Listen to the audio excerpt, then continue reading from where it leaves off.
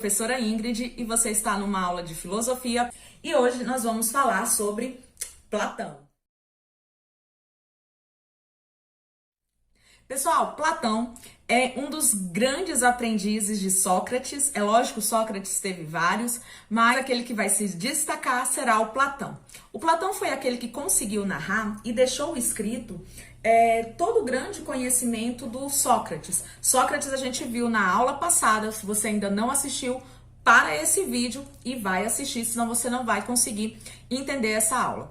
Então, pessoal, essa é uma continuação daquele capítulo 2 para a primeira série, no material do Bernoulli, e capítulo 3 no revisional da terceira série, também do material do Bernoulli, lá na parte de filosofia.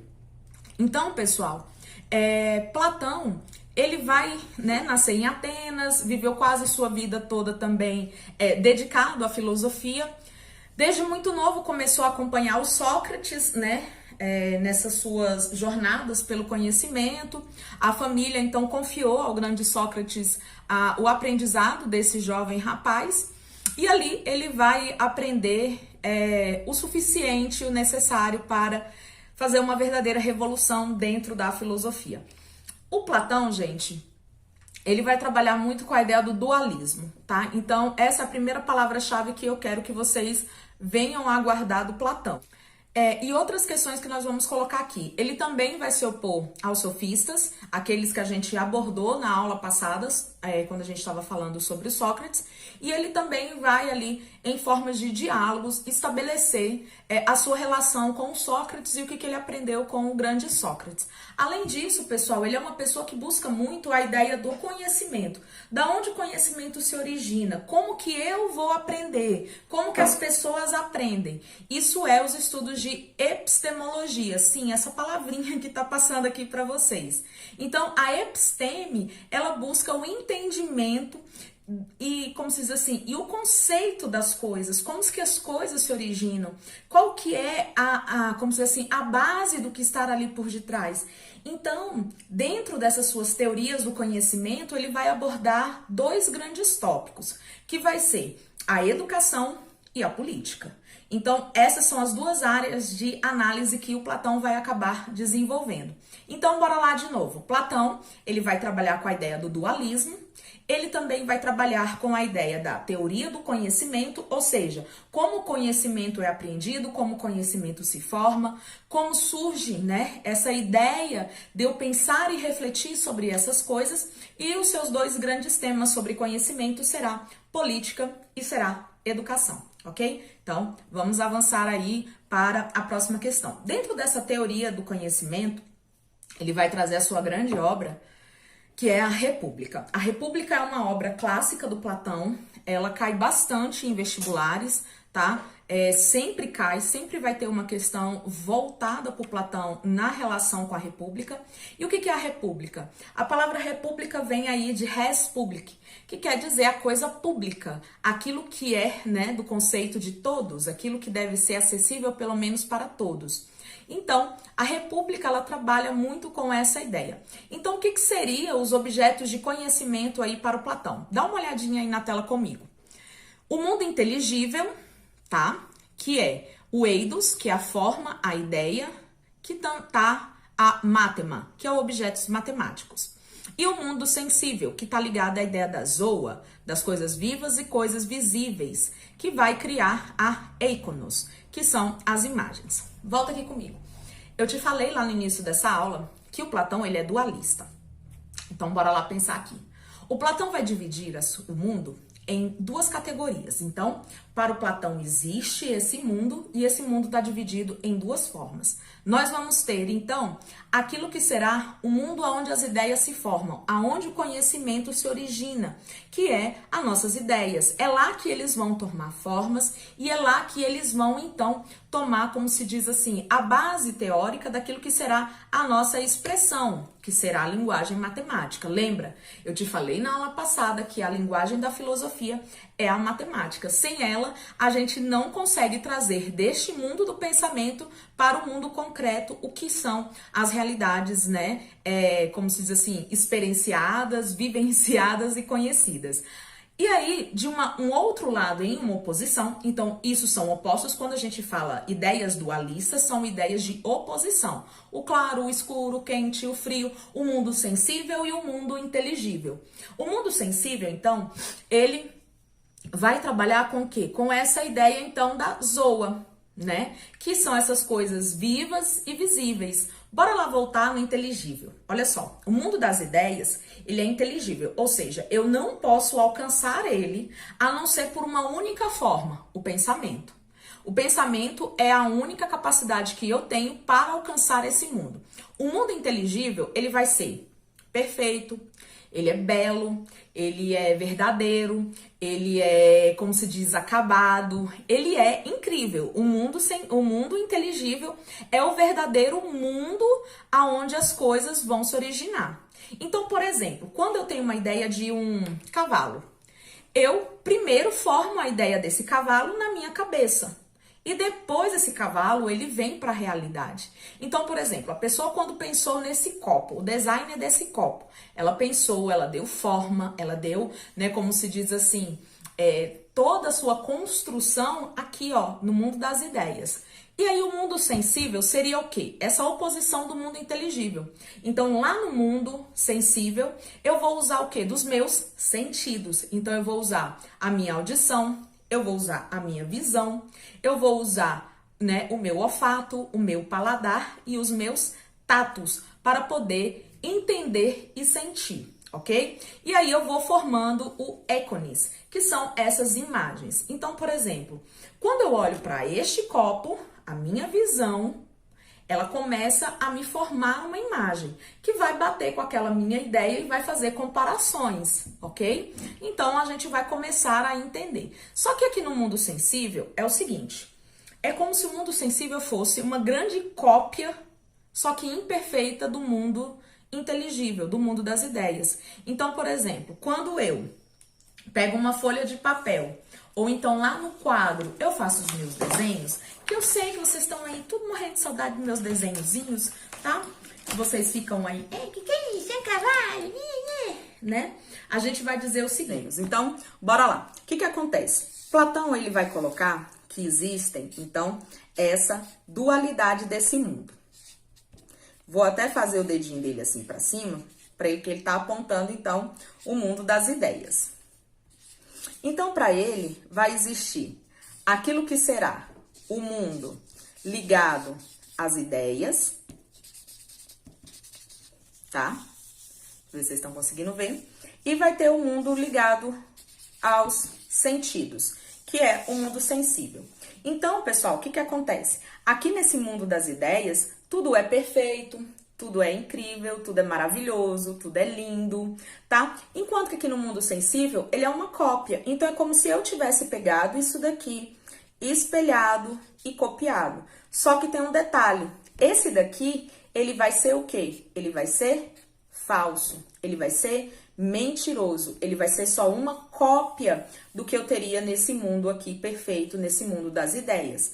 Então, pessoal, quando eu trago para o mundo sensível, eu estou tirando essa ideia perfeita. Então, por exemplo, para mim, Ingrid, na minha cabeça, quando eu desenhei esse bonequinho aqui, lá no meu mundo das ideias, ele era igualzinho, ó, aí do lado, que eu tô colocando para vocês, o Platão. Então, só que eu trouxe ele para o mundo sensível, eu usei o meu tato, eu usei a minha visão, né, para tentar desenhar. E aí, o que aconteceu? Ele saiu uma cópia imperfeita, uma cópia inacabada. Então, pessoal, para o Platão, as coisas quando elas são organizadas, elas são feitas dessa maneira. A gente acaba, então, estruturando as coisas dentro desses dois mundos, o mundo sensível e o mundo inteligível. Olha aí na tela comigo modos de conhecimento. A moesis, que é a intuição intelectual, é a intuição intelectual. Ela forma a episteme. E a dianoia, que forma o raciocínio dedutivo. Então, pessoal, quando vocês têm o seguinte, quando vocês têm aí a premissa, vocês têm que ter no mínimo duas premissas. É que nem aquela parte da matemática. Então, eu tenho mais com mais, dá mais com menos, dá menos, né? Então, o que eu vou ter? Se a minha premissa 1, ela é né? Como se diz assim, algo verdadeiro, eu vou colocar verdadeiro. E a outra pode ser falsa. Logo, o meu argumento, ele vai ser válido ou ele vai ser inválido. Então, se eu tenho que as minhas duas premissas são verdadeiras, o meu argumento vai ser válido. Se eu tenho que as minhas duas premissas, né, são falsas, o meu argumento é inválido. Se eu tenho uma premissa verdadeira, mas a outra é falsa, eu vou ter que o meu argumento ele vai ser inválido. Então, eu vou usar verdadeiro e falso para as premissas e válido e inválido para as minhas conclusões. Pessoal, por que é tão importante as premissas? Por exemplo, através das premissas, ou seja, através desse pensamento dedutivo, e depois você vai aprender outras formas de pensamento como Aristóteles, como o hipotético, como o indutivo, isso pode levar você, dentro de um texto, a entender sem que o seu locutor te obrigue e coloque aquilo de maneira clara e explícita. Então, por exemplo, há muita confusão dentro dos conceitos, principalmente entre os conceitos de comunismo, fascismo, por conta das premissas, porque a gente acaba escondendo algumas coisas ali. E na leitura total, eu posso ter um argumento válido ou inválido. Só que aí vai depender de você, que vai ser o receptor, se você está, né, como se diz assim, com o seu pensamento filosófico coerente com o que vai ser dito. Ou seja, se a sua forma da sua dinóia de pensar e de raciocinar, ela está coerente, porque senão você pode cair numa grande armadilha, tá bom? Vamos lá para o mundo sensível. O mundo sensível ele vai estar formado na pítse, que é a crença, e a doxa, que é a opinião. E eles vão formar a chamada eicácia, tá? Que é a imaginação, o simulacro. O que é o simulacro, gente? O simulacro é uma representação. Então, vamos lá para um simulacro. Esse quadro aqui, ó, que tá passando. Isto não é um cachimbo. E não é um cachimbo, gente. Isso é uma representação de um cachimbo. Ou seja, eu não consigo fumar ele, eu não consigo pegar ele, eu não consigo, como se diz, retirá-lo e usá-lo como cachimbo. Eu simplesmente estou representando um cachimbo. Então, aquele quadro ali no fundo, que é um mapa, aquilo não é um mapa, é uma representação geográfica, que eu chamo de mapa, tá? Então, gente, esse mundo dos simulacros, eles vêm para fazer a simulação. Então, que nem eu falei para vocês, o mundo sensível, cópia do mundo inteligível, beleza? Então, dando sequência a isso tudo, pessoal, acompanhe aí comigo, ó. As características importantes do mundo das ideias. Pode ser também chamado de mundo inteligível, mundo intelectivo, mundo das formas ou mundo eidos. Produzida pela razão, pensar, a dedução, refere-se ao conhecimento verdadeiro ligado à episteme e refere-se o que é em si, isto é, perfeito, né? A ideia do Parmênides, lembra, gente? O Parmênides, ele dizia, embora as coisas, elas passem por uma transformação, elas são o que são. Não adianta você queimar uma madeira, na essência, continua tendo os mesmos componentes da madeira, né? E aí o mundo das sombras, que pode ser também chamado de mundo sensível, mundo ilusório ou mundo das sensações, produzido pelos sentidos, sentir ou pela a indução. Bora lá, pessoal, o que é o pensamento indutivo? Enquanto o pensamento dedutivo eu parto da generalidade para especificidade, o mundo indutivo ele é o contrário. Então eu vou partir de algo específico que vai gerar o todo. Então, por exemplo, quando digamos que eu cheguei na sala de aula e meus alunos fugiram. Graças a Deus que vocês não fazem isso, né, gente? E aí vocês se evadiram, foram-se embora.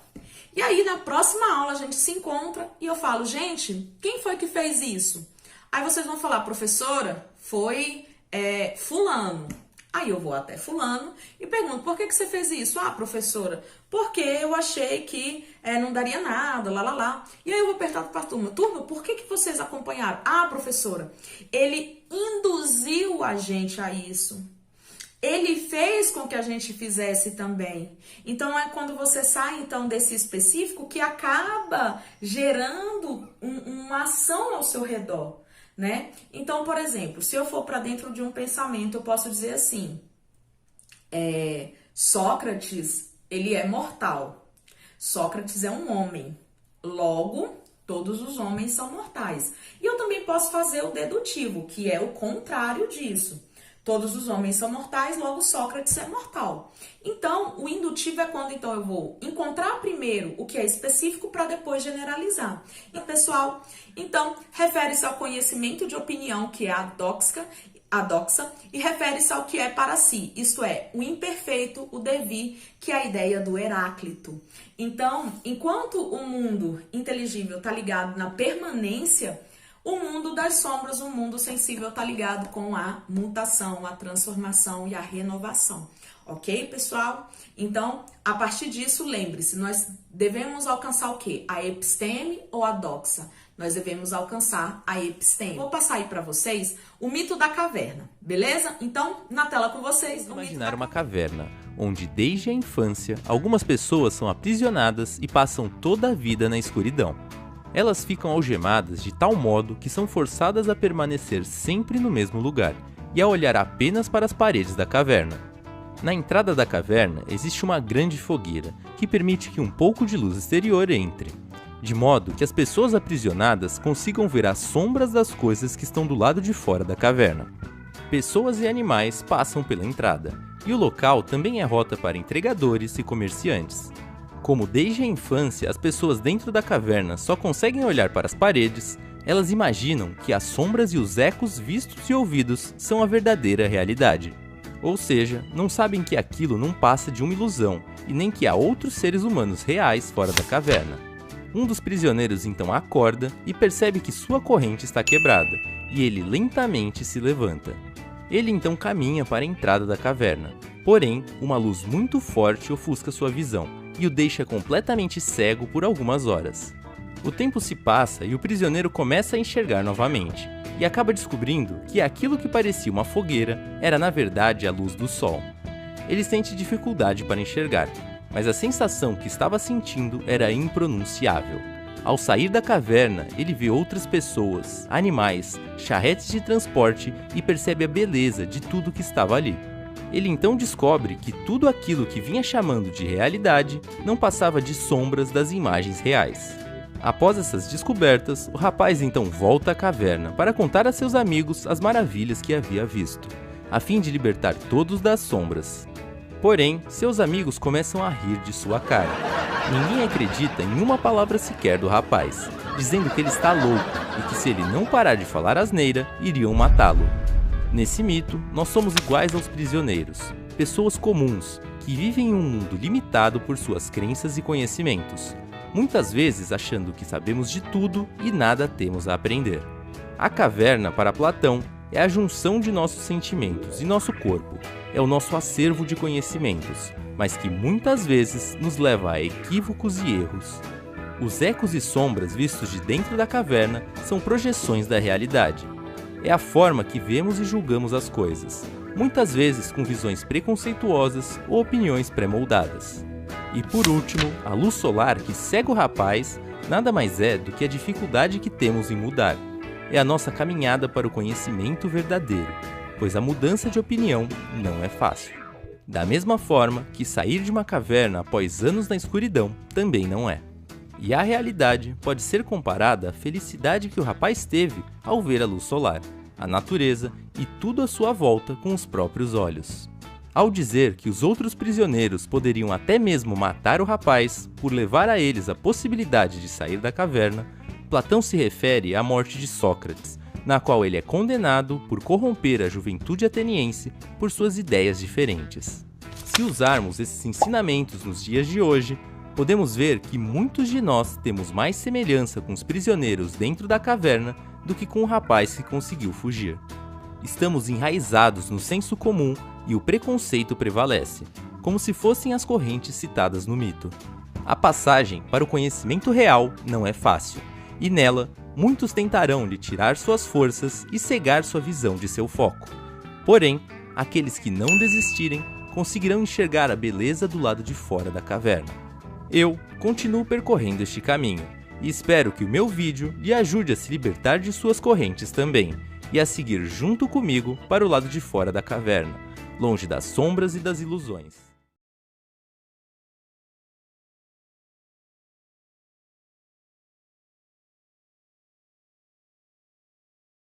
Agora, olha essa imagenzinha aqui comigo. A gente já volta para discutir, então, o mito da caverna. Olha essa imagem aí comigo. Nós temos um mundo sensível e um mundo inteligível. Vocês podem ver que o autor, ele dividiu em 4 cores, em 4 setores aí. Logo no primeiro momento, prestem atenção aos nossos personagens. Você tem crianças pulando corda, você tem um ali nessa montanha pensativo sobre as crianças que estão pulando corda e um outro lá em cima da montanha olhando tudo. Então, olha só, nesse primeiro momento, nós vamos ter onde as crianças estão a eicacia, que é as imagens das coisas sensíveis, que é uma simulação, é um simulacro. Então, essa realidade, na verdade, ela é compreendida pelo mundo sensível dos sentidos. Então, ela é uma cópia imperfeita.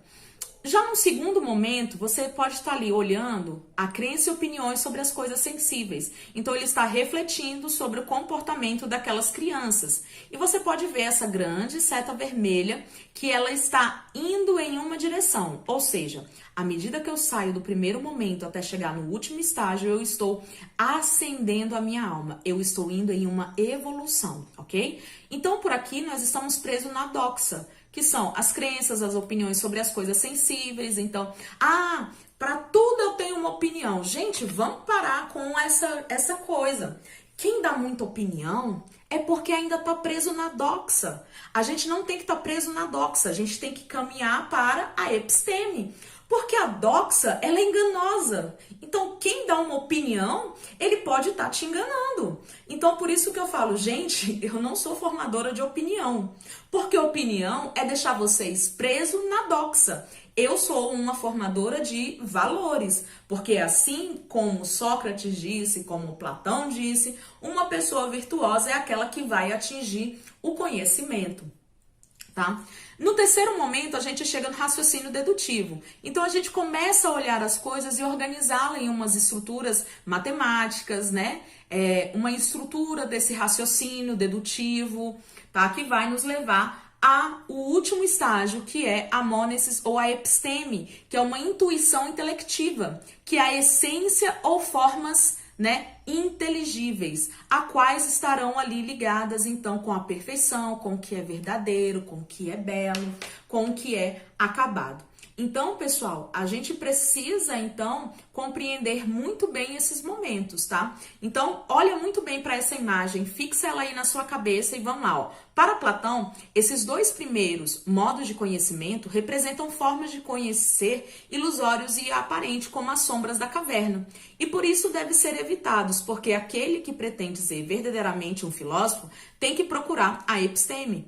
Os outros 2 modos seguintes, caracterizados pelo raciocínio e pela intuição, representam o conhecimento propriamente dito. E o 4º modo, ou grau do conhecimento, é a dianoia, isto é, a reflexão ou pensamento que opera por etapas até chegar à conclusão verdadeira. E é o que comumente chamamos de raciocínio lógico ou discursivo.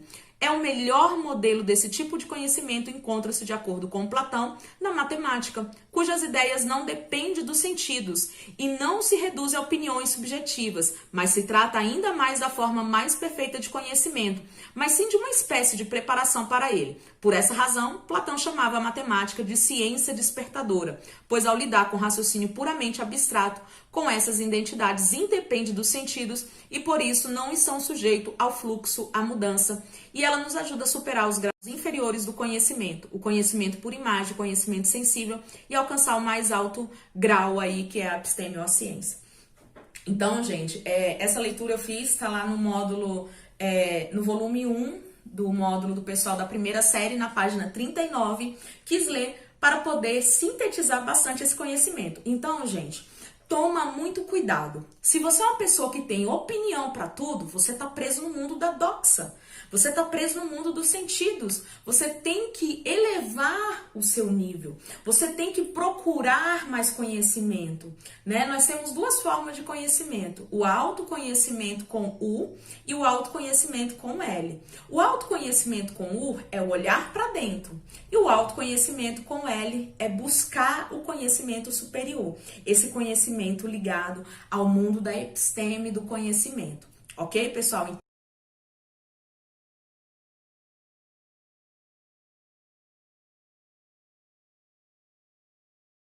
Então, uma tarefa com as pessoas. Ah, a minha opinião sobre isso. Ou você está usando conhecimento, que é a minha forma de perceber isto tudo é. Beleza? Então, gente, cuidado. A percepção, ela nos engana. Ok? Então, a gente tem a minha reflexão. Então, lá no seu livro sexto da República, Platão vai colocar que a alegoria da linha, ela tem a função de demonstrar os 4 graus do conhecimento, que é aquela imagem que eu coloquei para vocês na sessão anterior, beleza? Enquanto que a alegoria da caverna, ela tem como fundamentação, na obra República, lá no capítulo 7, de colocar a função de ilustrar como se dá essa aplicação. Então, por exemplo, vamos colocar lá, o que seria as sombras? O que seria as correntes? O que seria o sol? O que seria as representações? Então, bora lá. Por exemplo, as artes, para o pensamento do Platão, elas seriam como as sombras, porque elas só são uma representação. Então, o artista, ele teve aquela ideia, à medida que ele colocou ali, ela se torna a ilusão, o simulacro. Nós temos a filodoxia, que são essas cores, o uso dessas cores, a matemática, que seria, então, essas formas, e nós temos a filosofia, que está ligado com as essências. Então, essas 4 categorias, a arte, a filodoxia, a matemática e a filosofia, elas formam um conjunto do que seria aqueles 4 graus da linha que a gente viu anteriormente. Então, por exemplo, as pessoas que estariam presas ali, somos nós, né? A gente pode permanecer na sombra, que são o simulacro, aquela representação do que é a realidade, do que é nos dado, ou a gente pode sair. O sol ali naquela alegoria, ela vai representar o quê? A razão. Então, é como no momento que a gente tem o conhecimento e isso provoca na gente o quê? Um conforto ou um desconforto? Um desconforto. O conhecimento, ele dói quando a gente é chamado, por exemplo, quantas vezes na minha trilhagem de conhecimento eu já fui chamada de burra, de que eu não sei, e a gente tem que aceitar isso de uma maneira como? Você pode ter 2 formas aí. Ou você aceita o título e se fecha e toma aquilo como uma verdade, ou você se desafia e vai em frente. E todas as vezes que eu ouvia isso, eu reconhecia em mim a falta, então, de uma capacidade e corro atrás. Então, vocês vão aprender daqui a pouco com Aristóteles que é o hábito que forma os homens. Então, se hoje eu não tenho uma instrumentação suficiente para ter a ideia da episteme, do conhecimento, da ciência, eu corro atrás, eu faço essa trilha. O que eu não posso é parar aqui nas opiniões do que o outro acha, do que o outro pensa, do que o outro percebe. Eu tenho que continuar avançando. E qual que foi a reação quando ele descobre isso e volta? Os outros o mataram porque não aceitaram sua posição. Então, gente, se você está levando martelada pelas suas ideias, já é um bom começo. Isso quer dizer que nós estamos incomodando, que nós estamos tirando as pessoas do lugar de quê? Da doxa, da opinião, do cômodo, do lugar comum. E a gente tem que elevar isso para outros tipos de lugares, tá? Então, pessoal, dá uma olhada aqui para você entender a símile da linha. Nós temos aí a saída do mundo sensível para o mundo inteligível, aonde de A até a B a gente tem uma totalidade do que é a realidade, ou seja, a minha realidade ela é formada pela doxa e pela razão. Enquanto que eu tenho que o mundo sensível, que vai de A a R, ele é formado somente pela ideia dos meus sentidos, da minha percepção. Enquanto que de R a B, eu tenho formado com a minha razão. E aí eu tenho o quê? A minha imagem, a minha opinião, somada com o meu raciocínio e com a minha intuição intelectiva, ela me forma como ser humano. Então, eu sou uma totalidade. Se eu parar só na imagem e na opinião, eu não sou um ser humano pleno pelo pensamento filosófico. Eu sou um ser humano inacabado. Porque qual que é, gente, que eles colocam assim, qual que é a fundamentação e qual que é o objetivo de ser um ser humano? Pensar. Levar a razão, chegar ao conhecimento das coisas. Continua olhando aí comigo a teoria do conhecimento verdadeiro na alegoria da linha. O mundo da sombra, o mundo das ideias identificados aí. Então, você tem aí as artes, a filodoxia, tá? Que é a pizza aí, ligado à eclésia. A gente tem a doxa, que é o conhecimento de opinião, que não é um conhecimento verdadeiro. Ele é um conhecimento inacabado, falso, manipulado. Enquanto eu vou ter aqui de ser até é, a ciência ou a matemática, que forma a dianoia. E aí eu vou ter finalmente o mais alto grau, que é a filosofia, que é a mônesis. Por isso, gente, que quando a gente diz assim, todo mundo é filósofo, não é. Não é. Só é filósofo quem consegue ultrapassar as artes, a filodoxia, a ciência, a matemática. Aí sim você chegará no pensamento filosófico. Então vamos parar de banalizar a filosofia, colocando aquela pessoa que chega e fala, bom dia, o que é o bom? O que é o dia? Porque ali ela tá presa na opinião do outro. Ela não tá presa no raciocínio da ideia. Então a gente tem que lembrar que o filósofo é aquele que parte desde o mundo sensível rumo ao grande conhecimento inteligível. Ou seja, ele sai do conhecimento de opinião e vai para o conhecimento verdadeiro. Conhecimento de opinião que é falso para o conhecimento verdadeiro, que é a filosofia, que é a ciência. Bacana? Então, gente, guarda bastante isso daí e nunca mais se deixe cair em opiniões, tá? Vamos atrás do conhecimento. Conhecimento verdadeiro na alegoria da caverna. Aquela lá é a alegoria da linha e agora nós vamos para a alegoria da caverna. Na alegoria da caverna, o que nós temos? A filosofia, que é uma ideia pura, que é a essência, aquilo que nasce na nossa ideia, essas questões, esses interrogatórios, essas deduções, essas análises que vão chegando pra gente. Na segunda, a gente começa a ter uma ideia matemática, que é representações de formas. Então eu começo a tirar aquilo que está da minha cabeça e vou para a forma. Quem está aprendendo a desenhar, sabe que todo desenho começa com uma forma geométrica. Então eu vou desenhar um cachorrinho, eu aprendo a desenhar um círculozinho, aí eu aprendo a colocar outros elementos, né, geométricos, até que eu consiga ali ter uma ideia final do que será aquele desenho. Num terceiro momento eu tenho a filodoxia, que é a cópia dessas ideias do mundo sensível. E na quarta, a cópia da cópia. Ou seja, é como se eu já nascesse entendendo o conhecimento, mas eu vou me perdendo ao longo do caminho. Eu vou me deixando convencer do que é falso. E aí eu vou deixando de ser eu e vou virando uma sombra do que um dia eu podia ter sido. Eu vou virando uma cópia de mim mesmo, ou seja, uma cópia inacabada. E aí dentro desse diagrama da símile da linha, eu tenho que eu saio da eicacia, que é a imagem das cópias sensíveis. Vou para a pixeldoxa, que são as crenças e opiniões das coisas sensíveis. Entro na dianoia, que é o raciocínio ou pensamento discursivo da matemática. E chego na noesis, ou episteme, que é a intuição intelectual, a ciência, o eidos, ou as ideias. Então, no mito da caverna, essa analogia entre o conhecer e o ver traz o quê, pessoal? Traz aí a diferença entre aquilo que eu vejo, que seria a representação do mundo sensível, e daquilo que eu conheço, e daquilo que eu entendo, que é a representação do mundo inteligível. Ver depende dos nossos olhos, a faculdade da visão. Ver depende das cores, né, que vão desenhar as figuras, da volume, da qualidade, a filoxia. E ver ainda também depende da luz, que é a luz que faz com que os meus olhos vejam.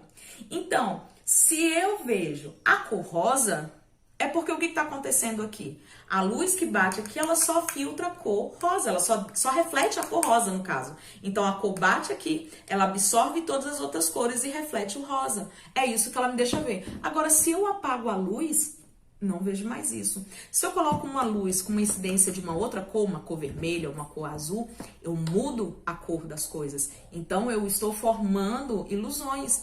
Olha só o céu, se não é uma das maiores ilusões que nós temos. A gente olha de dia e acha que ele é azul claro. Não é, é a luz.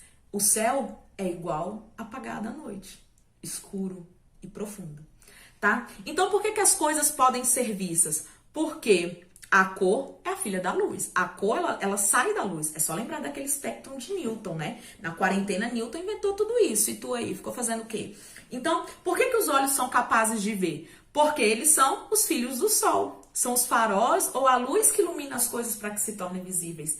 Era assim que essas analogias eram feitas na Grécia. Então, conhecer a verdade é ver com os olhos da alma ou com os olhos da inteligência. Então depende do filtro que você coloca. Dá uma olhada aí, ó. O mundo sensível, ele só vê o sol, a luz, as cores, os olhos, a visão. Treva, cegueira, privação da luz são quando há ausência dessas características. No mundo inteligível, eu tenho aquilo que é o bem, o que é a ideia da verdade, o que são as ideias, a alma racional ou a inteligência e a minha intuição. E quando eu não tenho isso, eu estou caminhando para a ignorância, a opinião, a privação de verdades. E todas essas aqui estão interligadas com o mundo sensível, tá? Então, pessoal, nós temos aí, ó, só pra gente fazer uma analogia do mundo da caverna. Bora lá pegar os elementos. Caverna. Fogo, a caverna seria o mundo sensível onde nós estamos presos. O fogo que projeta as sombras na parede é o reflexo da luz verdadeira do bem e das ideias sobre o mundo sensível. Os homens acorrentados prisioneiros somos todos nós. As sombras, coisas sensíveis que tomamos como verdadeira. Os grilhões, as correntes são os preconceitos, a confiança nos sentidos, nossas paixões e a nossa opinião, a nossa doxa. Os instrumentos de quebra dos grilhões é a dialética, é o diálogo, é a conversa, é a reflexão. O prisioneiro curioso que escapa é o filósofo. A luz da fogueira e depois é a luz plena do ser, isto é, a busca do bem. Quando ele volta para a caverna e tenta libertar os outros prisioneiros, o diálogo filosófico. E o instrumento com o qual quebra os grilhões, o esforço aí da alma para libertar-se. Então, pessoal, assim, vamos colocar aqui o que seria, então, essas características principais até aqui, na tela. O objetivo da obra, busca dos fundamentos seguros para o conhecimento e para a ação. O pensamento platônico é uma síntese da tradição eleática que negava a racionalidade de qualquer mudança e também uma junção com a heráclita, que afirmava o fluxo contínuo de todas as coisas. E a teoria das ideias, que são as explicações de como se desenvolve o conhecimento humano, passagem progressiva do mundo das sombras, das aparências, para esse mundo das aparências, da essência, para o mundo das essências. Então, o método dialético de Platão. Como se dá o processo do conhecimento? Em duas etapas. Primeira, impressão ou sensação advinda dos sentidos, das opiniões. E a segunda, a passagem da opinião para a esfera racional, da sabedoria, o mundo das ideias. Ok? Então, pessoal, partindo agora, nós vamos para uma outra parte do conhecimento do Platão, tá? Então, acompanha na tela aí comigo, ó. Para Platão, existe uma dialética que fará a alma, que é a razão humana, elevar-se das cópias múltiplas e imutáveis às ideias unas e imutáveis. Ou seja, sair de...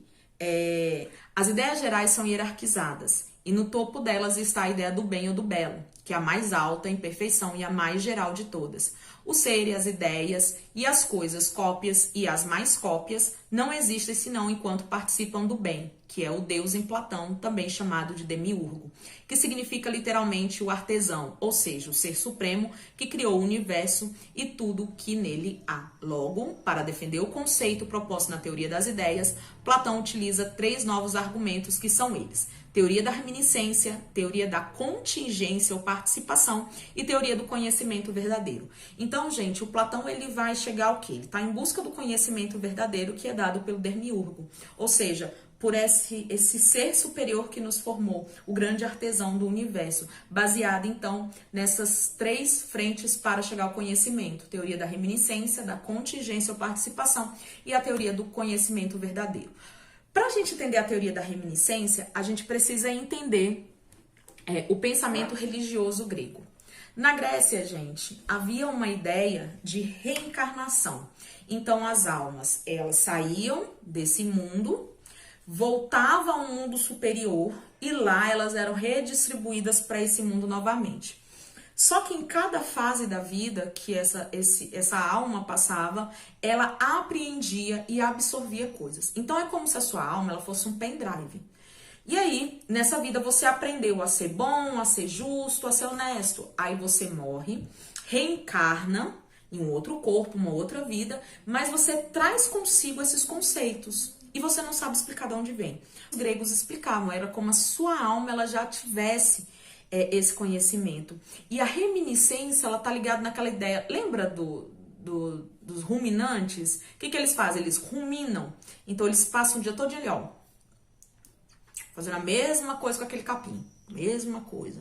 Ou seja, a reminiscência da alma é quando você começa a levar com essa reflexão, batendo nessa tecla, querendo entender o que é aquilo. Então, na tela aí comigo, ó, parte-se da noção de que existe a ideia em si, por exemplo, temos a ideia de verdade e a verdade, a ideia da bondade e o que de fato é a bondade, a ideia da igualdade e o que de fato é a igualdade, a ideia da cidade perfeita, que o Platão vai chamar de a cidade bela, Calípolis, e a ideia do universal, que é a ideia do homem, né? A ideia do que é o homem universal. Então vocês já entenderam, existe o que eu acho que é uma coisa e o que a coisa realmente é.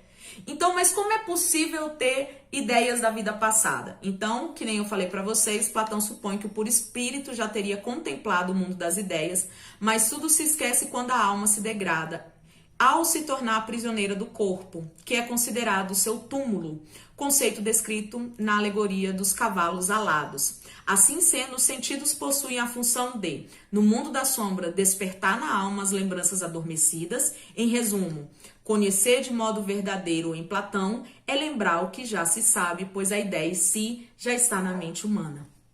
Então, é aquela ideia, quando a minha alma está lá naquele mundo inteligível, junto com o Demiurgo, e tendo acesso aos mais altos, elevados conhecimentos, a minha prisão é o mundo sensível, é o corpo, é o meu corpo. Ele é a nossa cadeia. Então, há uma passagem bíblica muito interessante que remete muito a esse pensamento. Se os seus olhos forem maus, arranque-os. Se a sua mão direita for mal, arranque-a, porque o que conta é o espírito elevado, ok? E não o corpo, porque o que se eleva é a alma.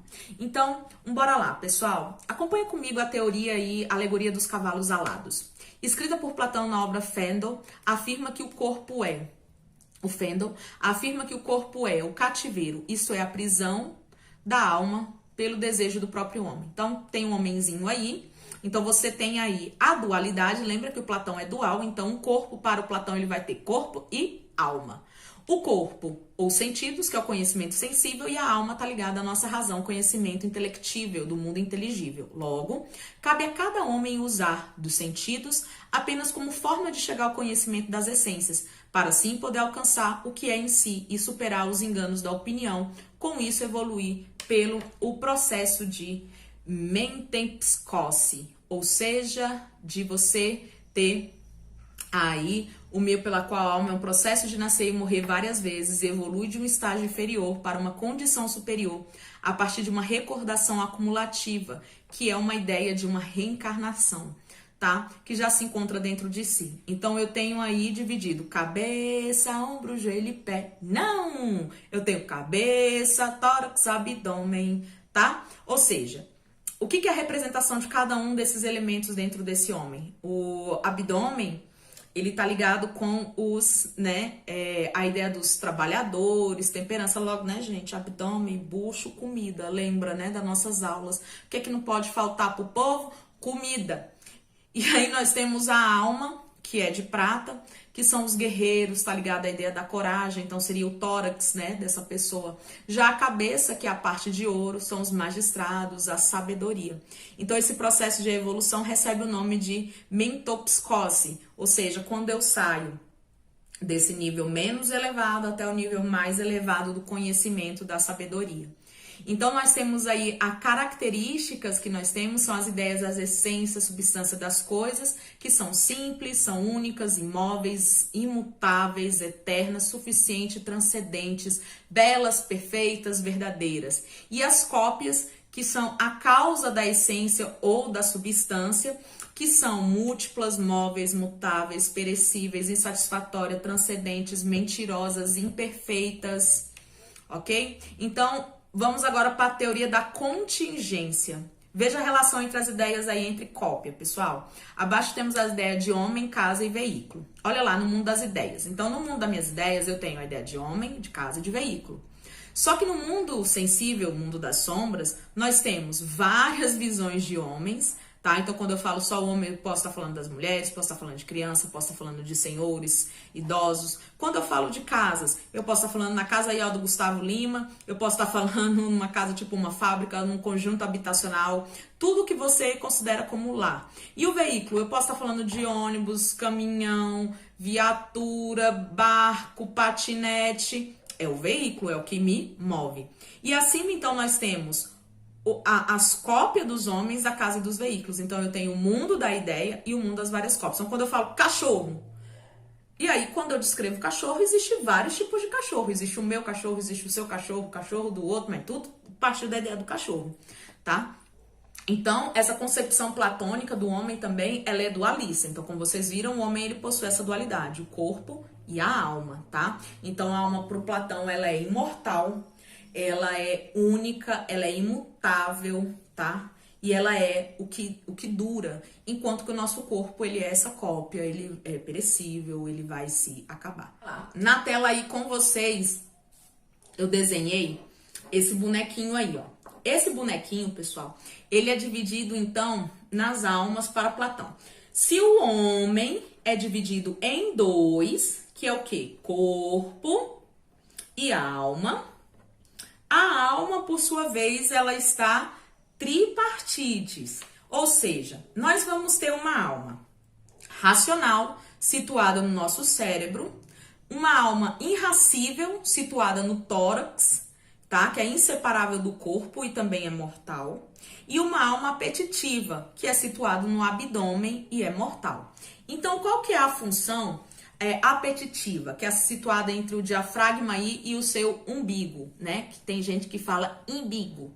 Ou no baixo ventre, ela busca comida, bebida, sexo, prazer, tudo que é necessário para a conservação do corpo e geração de outros corpos, né? Essa é a parte racional do homem. Ou seja, se você está dando muito valor para a sua função apetitiva, você está simplesmente preso aí ao mundo mais baixo e inferior que um ser humano pode estar preso, tá? A função colérica ou irracível, situada acima do diafragma na cavidade do peito. É aquilo que se irrita ou se enraivece com tudo quando ameaçar o corpo, tudo que lhe causa dor, sofrimento também. Alunos, né? Alunos têm uma alma colérica e irracível que eu nunca vi. Gente, faça o capítulo tal. Chega os olhos e vira.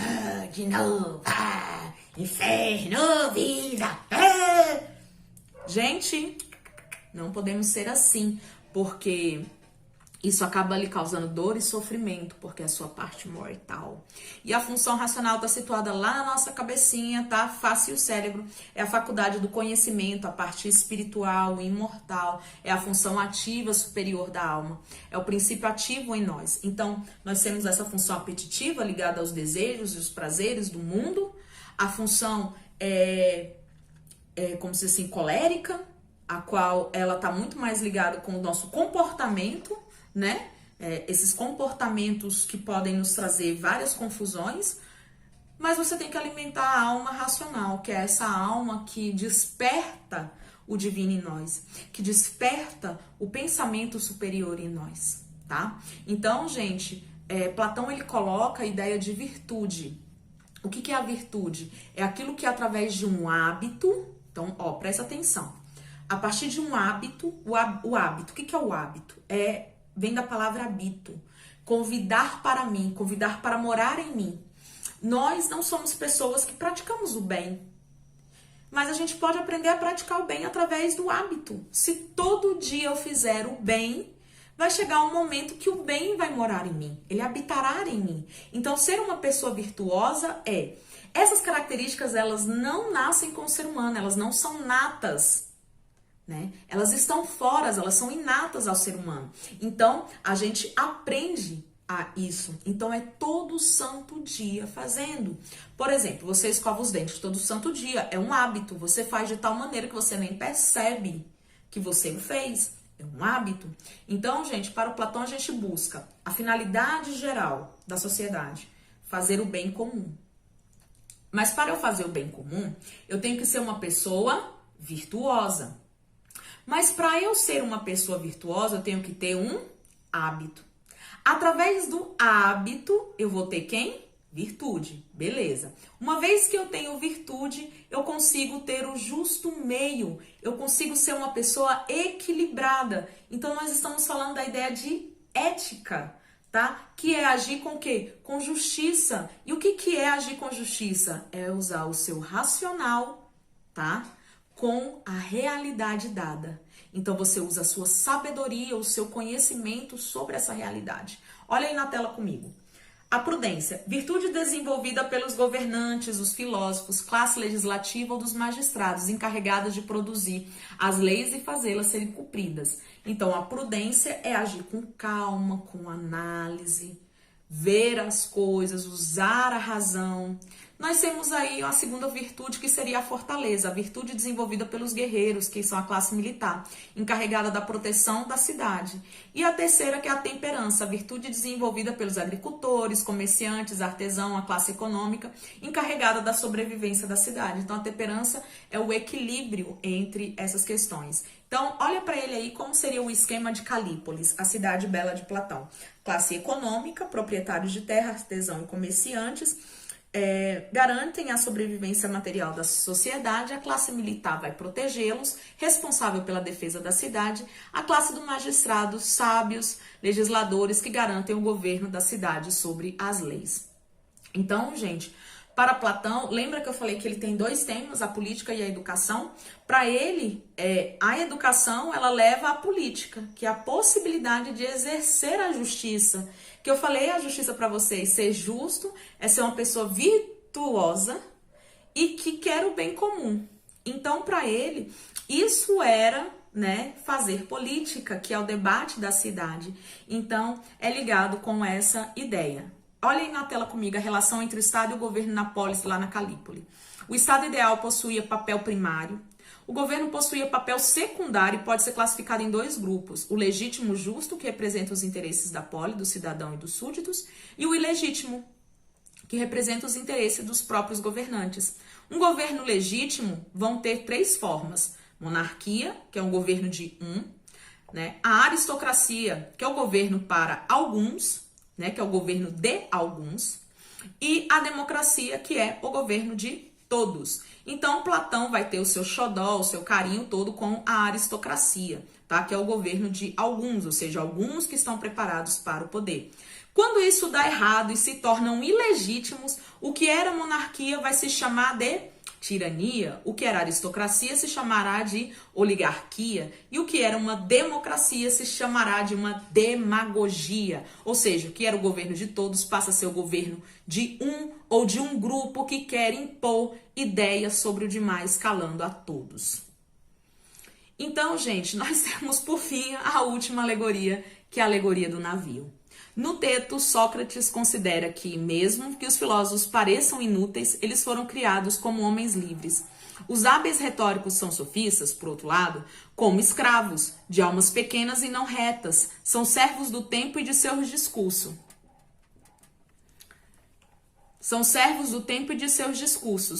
Em uma citada passagem da República, Sócrates responde às objeções de Adimanto, com a alegoria do navio. No relato, quem maneja a embarcação não tem nenhum conhecimento do ofício. Todos ali comem, que são os gulosos, e bebem, que são bêbados, até empanturrarem-se, e regem pelo prazer do corpo e não pelo saber, que está ligado à alma.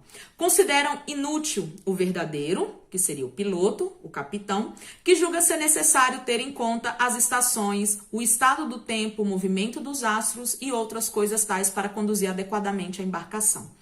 Em um navio como esse, afirma Sócrates, os filósofos são certamente inúteis, mas não são responsáveis por isso, já que o natural seria que os homens que têm necessidade de governo fossem em busca de quem tem capacidade de fazê-la. Então, gente, dá uma olhada aí na tela, que a relação entre o governo dos filósofos e dos sofistas, a gente estaria. A comparação, então, aí, ó, na alegoria do navio, o verdadeiro é o piloto.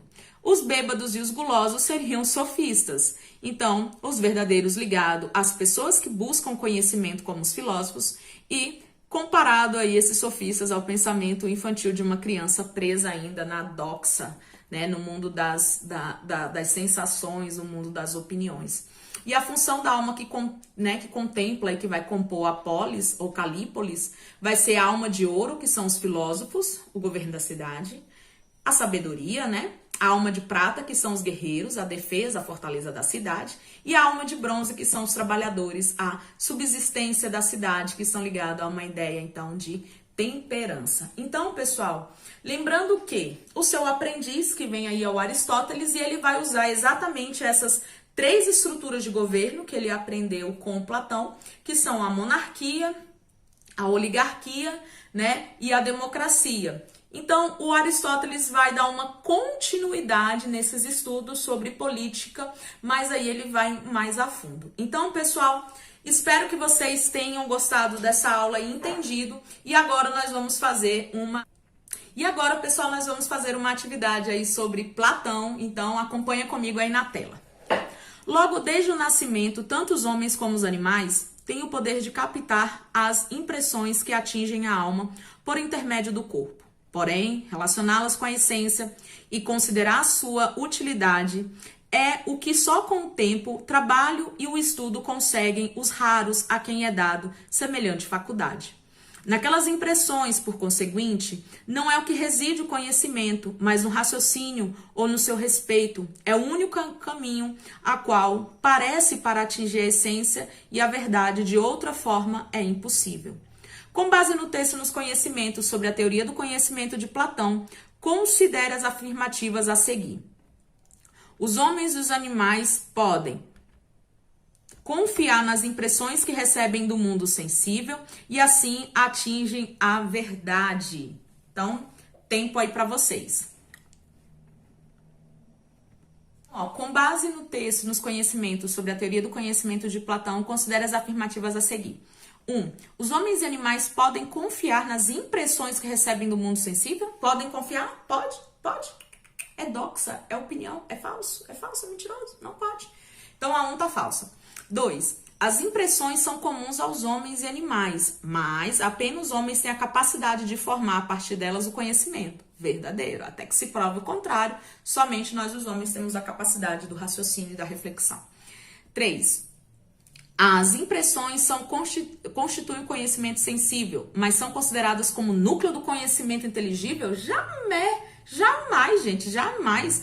Conhecimento inteligível é formado pela razão, pelo bem, pelo belo, pelo uno, pelas coisas supremas, e não por essa carniça aqui de mundo sensível e de opinião dos outros. 4. O raciocínio a respeito das impressões constitui a base para se chegar ao conhecimento verdadeiro. Perfeito. Tá? Então, no caso aí, somente as afirmativas 2 e 4 são corretas. Letra B de bola. Vamos fazer mais uma? Então, no diálogo, considere o seguinte trecho. No diálogo Mênon, Platão faz Sócrates sustentar que a virtude não pode ser ensinada, consistindo-se em algo que traz conosco desde o nascimento. Defender uma concepção segundo a qual temos em nós um conhecimento inato, que se encontra obscurecido, desde que a alma encarnou-se no corpo. O papel da filosofia é fazer-nos recordar desse conhecimento. Nesse trecho, o autor descreve o que ficou conhecida como, letra A teoria das ideias de Platão. Letra B, a doutrina da reminiscência de Platão. C, ironia socrática. D, dialética platônica. Bora aí, pessoal, escolha a sua favorita e me diga qual é. Então, nós estamos falando Isso mesmo, pessoal. Então, quem marcou aí que nós estamos falando da reminiscência da alma, acertou. Por hoje é só, pessoal. Façam as atividades, bons estudos. Qualquer dúvida, só mandar aqui por e-mail ou deixar nos comentários. Até a próxima.